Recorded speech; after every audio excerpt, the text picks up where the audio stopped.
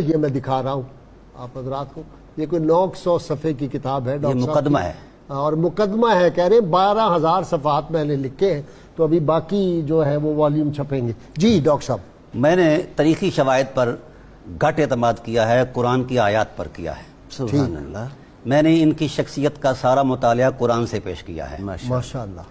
اور حیرت والی بات ہے کہ ان کی آغوش محبت میں 4,500 قرآن کی آیتیں نازل ہوئی ہیں۔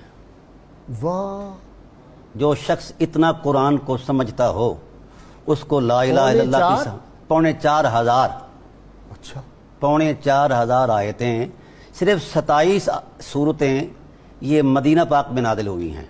ٹھیک، 10 سال تک جتنا نزول قرآن ہوتا رہا، یا حضور ان کی آغوش میں ہوتے یا ان کے پہلو میں ہوتے۔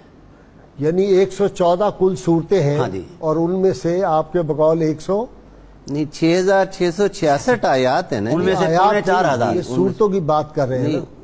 صورتیں تھی نا 114، ہاں، تو 27 صورتیں جو ہیں وہ مدینہ منورہ میں نازل ہوئی۔ مدینہ منورہ، باقی سارا مکہ میں نازل ہوا، اور اس میں سے بھی وہ 3 سال الگ کر کے پھر میں نے اس کی ضرب تقسیم کی ہے۔ تقریباً 4,500 قرآن کی آیتیں آغوش ابو طالب علیہ السلام میں نازل ہوئی ہیں۔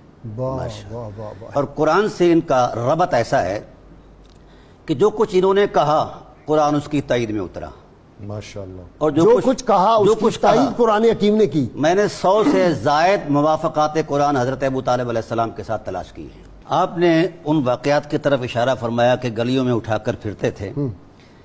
پہلا یوم ولادت ہے، پہلا دن ہے، سب سے پہلے جناب عبد المطلب علیہ السلام حرم نبوت میں حاضر ہوئے تو حضور کو اٹھا کر چوما اور یہ کہا کہ الحمدللہ الذی آتانی الغلام قد صاد فی الماد فی الغلمان، اللہ تیری حمد ہے، تو نے ایسی عظیم ذات ہمیں عطا فرمائی، یہ پنگوڑے میں تاجدار لگتا ہے۔ واہ واہ واہ واہ، قریب میں سبحان اللہ، قریب میں حضرت ابو طالب کھڑے تھے۔ سبحان اللہ، کہنے لگے ابا جی تضمیناً کچھ کہوں؟ ہاں، فرمایا کہو۔ کہا فمن مسلہ ایو معمل اذا قاسہ الحکام عند التفاضل، ہائے ہائے ہائے، آپ تو ان کو پنگوڑے میں تاجدار دیکھتے ہیں، میں نے دیکھا ہے، میری نگاہ بصیرت دیکھ رہی ہے کہ قیامت تک آنے والے تاجدار سب تاجدار اپنے تاج سجا کر جب آئیں گے تو میرے محبوب کا جب طلوع ہوگا ان تاجداروں میں تو ان کے قدموں میں گر جائیں گا۔ واہ واہ، کون ہے اس تاجدار کی مثال؟ فمن مسلہ ایو محمد۔ سبحان اللہ، اور پھر حضور کو لیا۔ واہ واہ، قبلہ غازی صاحب، فطرت خود بولتی ہے ہاں، اور اس کا ایک حسن ہے۔ اٹھایا حضور کو اور دائیں رخسار پر بوسہ دیا۔ بوسہ دیتے ہوئے جو لمس نبوت کا فیض اندر داخل ہوا تو جذباتی انداز میں بولے ملک الناس لیس لہ شریک هو الوهاب والمبدئ والمعید ومن تحت السماء له بحق ومن فوق السماء له عبید، اس بے مثال بنانے والے کو کوئی لا شریک ہی بنا سکتا ہے۔ واہ واہ واہ واہ واہ، کیا کہنے، وہ کمال حسن حضور ہے کہ گمان نقص جہاں نہیں، یہی پھول خار سے دور ہے، یہی شمع ہے کہ پھر پہلی لوری آپ نے دی۔ ایک اور شعر، رخ مصطفیٰ ہے وہ آئینہ، اب ایسا دوسرا آئینہ، نہ ہماری بزم خیال میں نہ دکان آئینہ ساز۔ جی سبحان اللہ، کیا کہنے، پہلی لوری جناب ابو طالب علیہ السلام نے دی، اور کہتے کیا ہیں حضور کا بایاں رخسار چوم کر۔ تاریخی شواہد اپنی جگہ پر بحال ہیں، میں نے ان کو کبھی نہیں چھیڑا، میں قرآن کریم کا طالب علم ہوں۔ ماشاءاللہ، سبحان اللہ، ابھی نزول وحی کو 40 سال باقی ہیں، اور پورا جزیرہ عرب فترت الوحی سے گزر رہا ہے، ٹھیک، لفظ نبوت سے کوئی آشنائی نہیں ہے۔ واہ، تو پہلے اٹھایا اور بائیں رخسارے پر جب بوسہ دیا تو یوں لہرا کر کہا انت النبی محمد اللہ، اغر مسود سبحان اللہ، لمسودین اکارم تابو و تاب المولد نعم الارومت اصلها وامر الخدم الاوحد وانی تزام لم امت وانا الشجاع الاربد سبحان اللہ، وبنو ابیک کانہم اسد کانہم اسد الارین توقدوا۔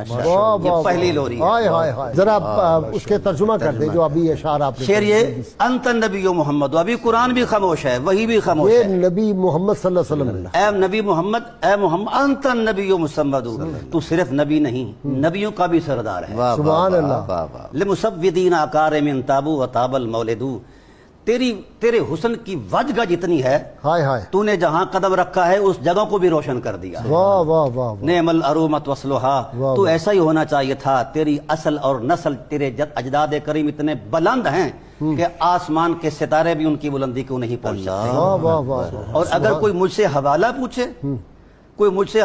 پوچھے کہ میں اپنے حضرت رسول کریم صلی اللہ علیہ وسلم کے خاندان عظما کی کوئی تاریخی حقیقت یا کوئی شواہد بیان کروں، وہ کہتے ہیں کہ میں کوئی تاریخ کا ورق نہیں پلٹوں گا، ہاں میں کوئی علمی شواہد نہیں پیش کروں گا، ہاں، اس حسن عظمت کو بیان کرنے کے لیے امر الخدم الاوحد بطور حوالہ حضرت ہاشم کو پیش کروں۔ واہ واہ واہ واہ، اور پھر کہتے ہیں رخسارہ چوم، پھر ماتھے پر بوسہ دیا، اچھا، کہا میں دیکھ رہا ہوں۔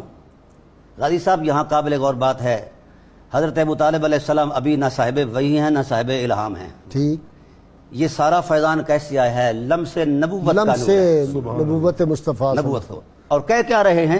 آنے والے حالات کو دیکھ کر حضور کو جس طرح ہم آذان دیتے ہیں کانوں میں، اس طرح سنا رہے ہیں۔ وَأَنِّي تُزَامُ لَمَامُتْ، وہ وقت آئے گا جب کفر کی یلغار سامنے آئے گی تو میں اکیلا سینہ پیش کر دوں گا، واہ واہ، اگرچہ میں بوڑھا ہو جاؤں گا لیکن اے محمد تیرے دشمنوں سے ایسے لڑوں گا جس طرح کچھار میں بیٹھا ہوا شیر اپنی شکار پر دھاڑتا ہے، ایسے ہی اور لڑے، قابو کر لیتا ہے، میں تیرے دشمنوں کو دبوچ لوں گا۔ اور ایسا ہوا۔ واہ واہ واہ واہ واہ واہ واہ، جب حضور کو روکتے اور پہلے حضور خود خاموش تبلیغ کرتے، لیکن سید عالم صلی اللہ علیہ وسلم کا یوں بازو پکڑا، کہا چھپ چھپ کے حقائق نہیں بیان کی جاتے، فَاسْدَا بِأَمْرِكَ مَا عَلَيْكَ غِضَاضَةً، سبحان اللہ، اٹھ سبحان اللہ، حرم بیت اللہ کے اندر کھڑے ہو کے کہو لا الہ الا اللہ، واہ واہ واہ، واللہ لا يصل الیک بجمعہم حتی اوسد فی التراب دفینا، جب تک میرے وجود میں سانس ہے کوئی آنکھ تیرے طرف نہیں ہو